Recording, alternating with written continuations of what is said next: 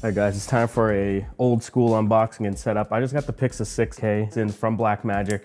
I can't believe they even got it in on time because I literally need it tomorrow for a shoot I have. So I figured I'd set this up and show you guys what's in the box. I don't have my full rigging stuff yet. It's just a couple of plates and stuff. I just have to get something together so that I can use it on the shoot tomorrow. We're doing like a full car rig and everything. And I will have a behind the scenes on that as well for like my review. But I just figured we'd unbox this, see what's inside this bad boy, and get it set up. Now, I know this camera is kind of polarizing for a lot of people due to how quirky it is. It's got weird frame rates, it's got a side screen, but I feel like Blackmagic basically gave us everything that we would have wanted in like a small box style camera, because I love the image off the Blackmagic cameras. I've just hated the form factor of all the pocket cameras. They're so wide, they're so weird, they're not great to rig, especially if you want to put them on a gimbal because they're so wide. But that's where this bad boy comes in. It's basically the guts of the Pocket 6K full frame thrown into this bad boy. So let's get it out of the box. This video has no high production value, no B-roll. I just want to get it out and set it up, and I figured, you know, let's do it. Nice, so you get the full DaVinci Resolve 18.5 studio license with this. And most of Blackmagic products always came with the license for DaVinci Resolve. And I think some of them are not coming with it anymore, so it's dope that this still comes with it. I know someone that I can give this to because I need them to learn how to edit my videos. So you get the side plate here right out of the box. This is for the little SSD caddy. I will not be using this. I don't really love the idea of recording SSD, but you can record direct to SSD with this camera, which is pretty cool. Not all cameras have that option, and it's cheaper than buying cards. These takes CF Express B cards, but honestly, I feel like the CF Express B cards aren't even that expensive anyway. I used to have the red Komodo. That was a CFast 2.0 card. I have a bunch of those still, but this doesn't take that. And even my C200 also took the CF or CFast Express 2.0 cards. This does not, but that's fine because those are actually, the CF Express B cards are way faster. All right, what do we got in this box? I'm gonna move this out of the way. So we got some Velcro cable ties, different wall adapters, so I assume the charger's in here. Yep, that's our charge brick, and that goes to 2-pin LEMO on the back of the camera. So I'm glad they're using LEMO as a standard because that, you know, you get cables for it basically from anything. Lots of gear uses them, like Teradek, different wireless transmitters and monitors use LEMO, so it's easy to get those. I actually have, we'll get to this later, but I have a 2-pin LEMO to D-tap, so that's how I'm gonna power this camera because I was only able to get one battery in time for this. For some reason, they're just sold out everywhere. So I'm gonna try and run this off V-mount. Again, I have a shoot literally tomorrow, so I'm trying to get all this stuff ready and try it out. I don't love the idea, and I don't recommend getting a camera the day before a big shoot, and this is a relatively higher budget shoot. So, I mean, I'm not too worried as long as I do some tests and let it record for like 40 minutes straight and not have it overheat. I don't think it's gonna overheat, but that's one of the things you gotta worry about. What's left is just the camera. There she is. Nice. That's definitely heavier than I thought it was gonna be. They say it's 3.3 pounds, and the Komodo was like 2.1 or something like that. So this is heavier than the Komodo. The Komodo with a cage though felt about this heavy. I will be getting a cage for this. I just don't have it yet. I'm getting it in from Condor Blue, and they should be shipping that out soon. Again, huge shout out to Blackmagic for getting this out to me in time. I'm pretty stoked to shoot with this and get you guys some more content on this. I kind of haven't been doing a lot of content on filmmaking. It's mostly been photography, but most of my job is filmmaking. So here we are. This is the Blackmagic PYXIS 6K. Should we get a sticker peel? Should we get the sticker peel here? Let's see. See if the mic can pick this up. I don't think that was very satisfying. So here's the controversial side screen. I think it's pretty awesome. I'm always going to be running a monitor up top anyway, so the side screen doesn't bother me too much.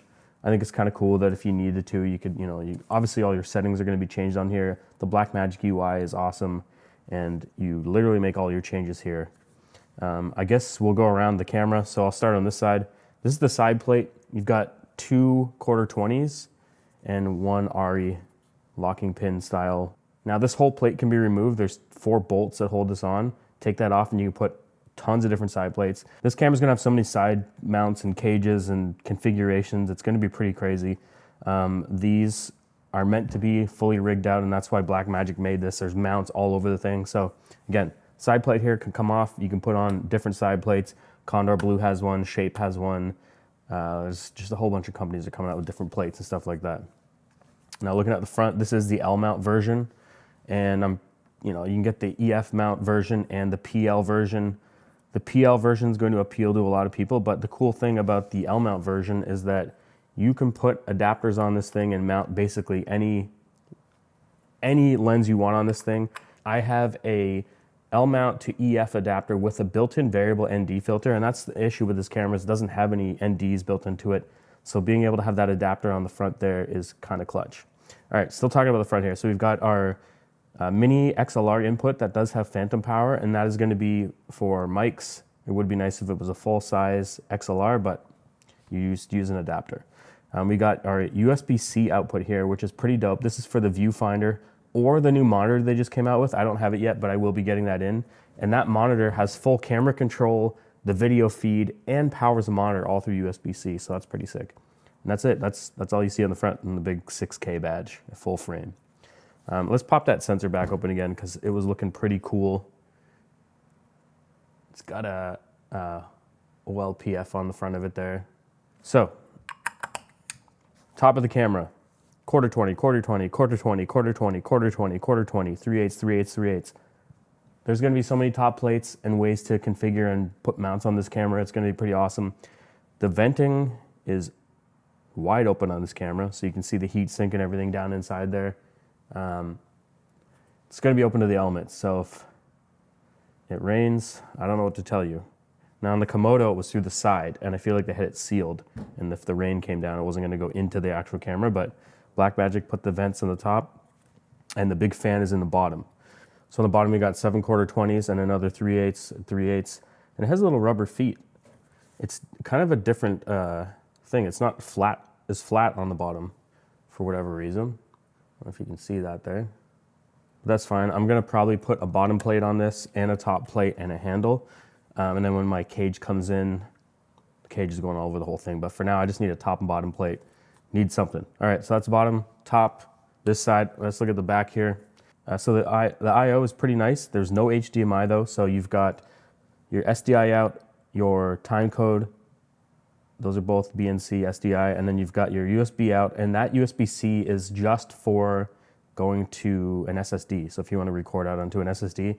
Now, I don't know if I'm gonna try that. I just don't love the idea of cable failure, SSD. It's just another point of failure. So I'm gonna be rocking CF Express cards. There's 2 card slots, which you're not gonna get in too many cameras at this price point, which is pretty crazy. Like even the Red Komodo, all the Red cameras only have 1 card slot. I mean, most people don't have too many issues, but dual card slots is the way to go.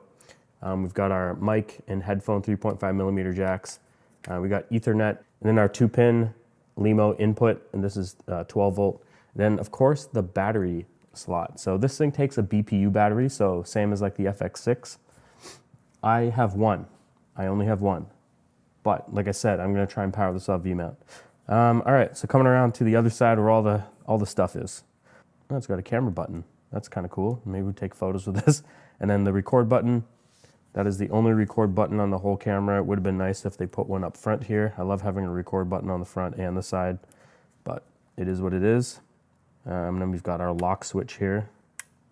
And then, we've got ISO, white balance, high frame rate stuff, our menu stuff. We've got 3 function buttons here, 1, 2, 3.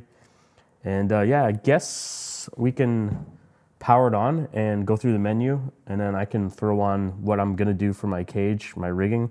This is an unscripted, low production value video, but I haven't done one of these in a long time, and I just wanted to get the gear out because I'm setting this up anyway, so maybe this is gonna be beneficial to some people.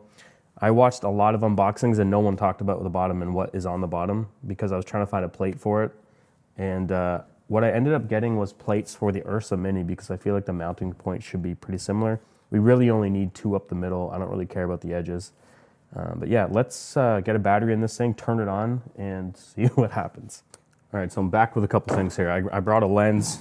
Might want to put a lens on it. And then I brought the adapter I was talking about. So this is the L to EF variable ND, which is pretty dope. It actually has all the contacts in it for autofocus as well. I've tried this out on the Lumix S5 IIX, and the autofocus worked pretty good with a Canon lens. Mount on here. Nice.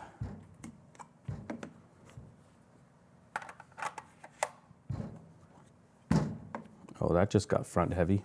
All right, so as I mentioned, I have one BPU battery. This is a BPU 65. It does have a DTAP built into it, which is pretty awesome. So if I need to run, oh, and a USB out as well. So that's pretty dope. I will have a follow focus motor on this. I won't be running a monitor off this, I don't think. I think I'll just run the follow focus off the DTAP here. Yeah, so let's drop this in the camera. This is gonna stick out and look really funny. Hey, but that leveled out the balance. It's balanced much better now. Power button is on the back. There's a switch. You see that? All right, here we go. We're switching it on. Put it on its side so you can see it. Wow, that was quick, already on. And I'm probably gonna get some cards from ProGrade, but I have some Sabrent 512 gig cards here that I'm gonna use for now.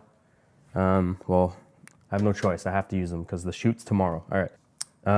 I love the Blackmagic menu. It's so awesome. So click in the menu here.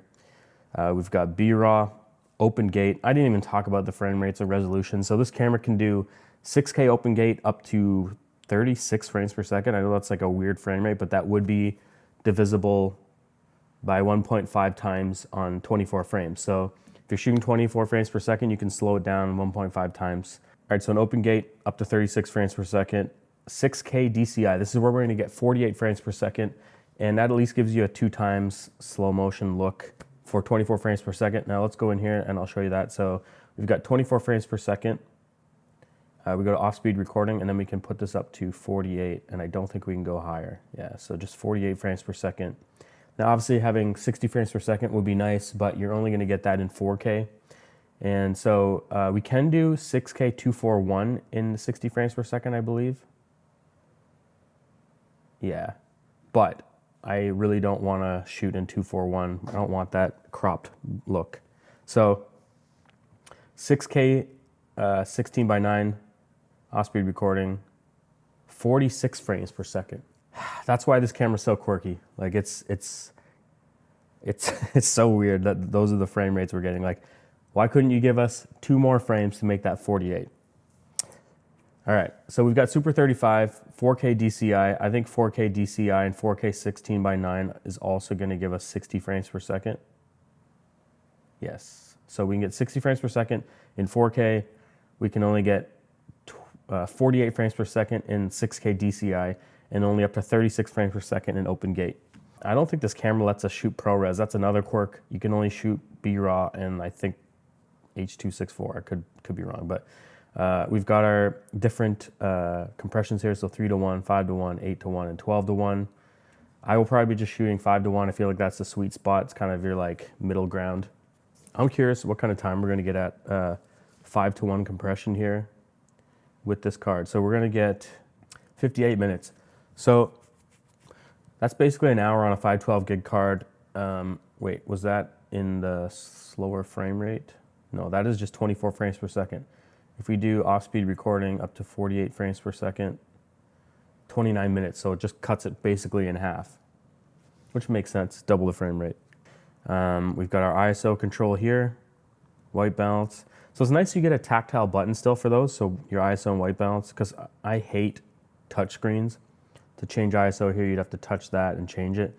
Oh, speaking of ISO, the dual native ISO on this camera is 400 and 3200. Okay, white balance here. We get our full custom white balance and everything.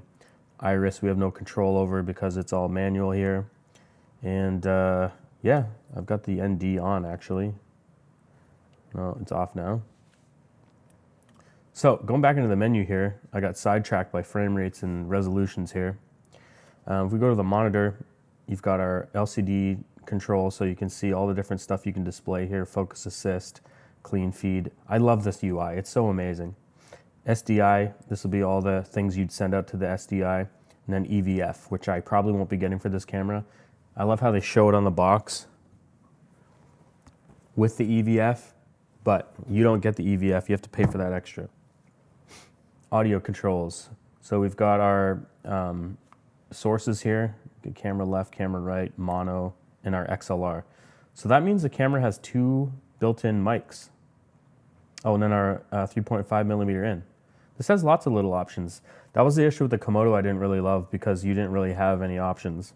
You had a 3.5 millimeter in and that was it. And then here's how you program your function buttons. So F1, we can set that to what? We could set F1 to, you know, our first base ISO, which would be 400. And then we could make F2 as our second native ISO, which would be 3200. And is that it? We don't have to hit save or anything? Let's try that out. So if I hit F1, ISO 400, F2, 3200. So we could toggle between the 2 base ISOs here just by the press of a button, so that's pretty sick. I'm glad this camera's this customizable. Didn't expect that, to be honest. The fan's on. It's not loud though, it's pretty quiet. Now obviously we're not recording anything, so it's not hot. I'm curious to see how loud this fan gets. I don't see any record tally light on this camera anywhere. Oh, except at the back. There's one red light on at the back. So that's really the only place you see the recording. Would have been nice if there was one up front too. Wow, this video is getting long. Yeah, that's the camera, guys. This is the Blackmagic PYXIS 6K, but this camera is relatively cheap for what it is. This camera is $3 grand US, which is insane for a cinema camera like this. I'm not gonna do the full rig with you guys. You'll see that when I actually have the camera rigged out. Well, my full review, I'll talk about that. But yeah, I got some parts to throw on this thing, so let's do that. So we're gonna rock the Ursa Mini top plate on this thing for now. But at least I'll have a top plate and a place I can put a top handle. Cool, so for the bottom plate, I'm using the small rig setup here with the V-mount plate built into it. Condor Blue doesn't have a plate like this, but I think I can still use this in conjunction with their cage. All right, V-mount battery, engage. Yeah, that looks nice. Decent little setup there. I know this is a weird spot for this, but I don't have a choice. This is just how it's gonna work out right now. Would I prefer to have a solid NATO rail across the top? Yes, I do, but I have to wait for Condor Blue to send me my stuff. All right, so this is gonna clamp on here. It's not perfectly centered, but it's not too far off. And then the nice thing is I can still have the rail come off here for the follow focus. So the monitor I'm gonna be using is the Shinobi SDI. Not a lot of people know about this monitor because they didn't make it very long. They came out with this monitor a couple years ago and then just discontinued it literally after like 2 months.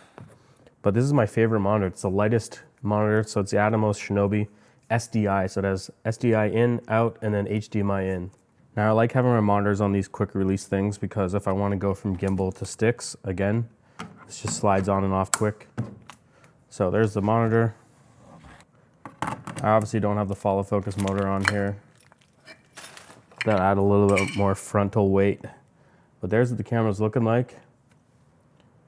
Now, if I have the correct cable, it should turn on. Yep, so we're running off V-mount right now. You saw how fast that booted. Anyway, guys, that's it for this video. Obviously, I'll have a full review on this thing when I actually get shooting with it, literally tomorrow. I gotta go run some tests with it, just try some dynamic range stuff to see where we're at. But I think that's gonna be it for this video. Stay tuned for some more content on the PYXIS 6K. And if you like this video, give it a thumbs up. If you dislike this video, give it a thumbs down twice. Don't forget to hit that notification bell. See you guys in the next one. All right, let's go shoot a movie.